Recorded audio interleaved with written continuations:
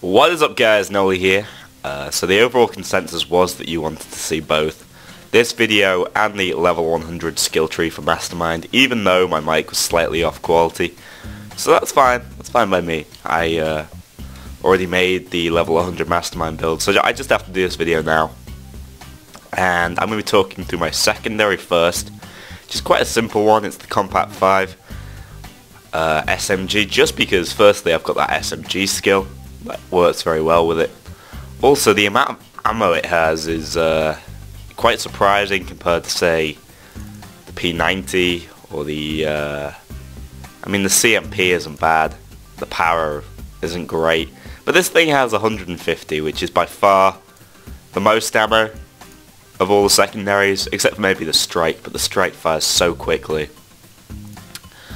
Anyway, for this weapon, sorry for all the notifications popping up, if you go for the foregrip I've got, you cannot have a barrel exit attachment.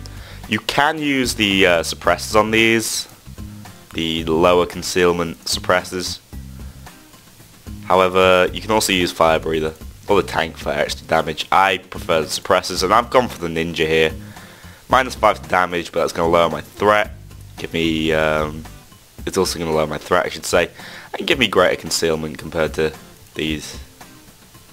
Sakuze is also not a bad idea if you want to go for that sort of build. Anyway, no gadget tends to be the way I work. I don't feel this necessarily needs a sight to add concealment.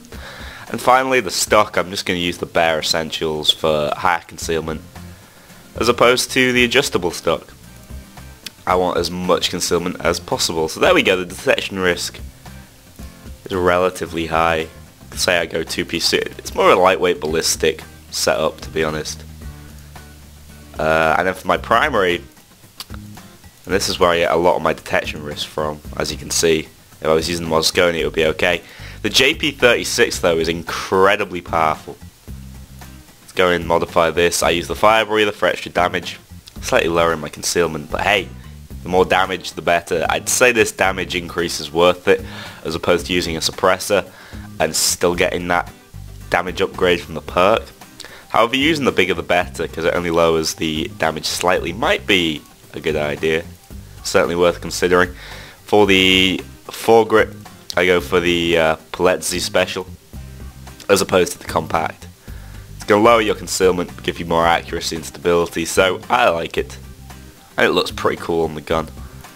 Again, no gadget. For the sight, I actually did choose the professional's choice. I feel like the JP, or the G3 as the gun really is known in the world, appreciates the sight. I'm not so keen on the iron sights. And finally, solid stock's just going to give you some extra concealment, as opposed to sniper stock, which lowers it. So let's preview it now. It's a pretty cool looking thing. That's the Payday special. Good looking gun. And then for the secondary, no, that's the shotgun. There we have it. It's very compact, low or high concealability, I should say. Pretty cool looking MP5 type submachine gun.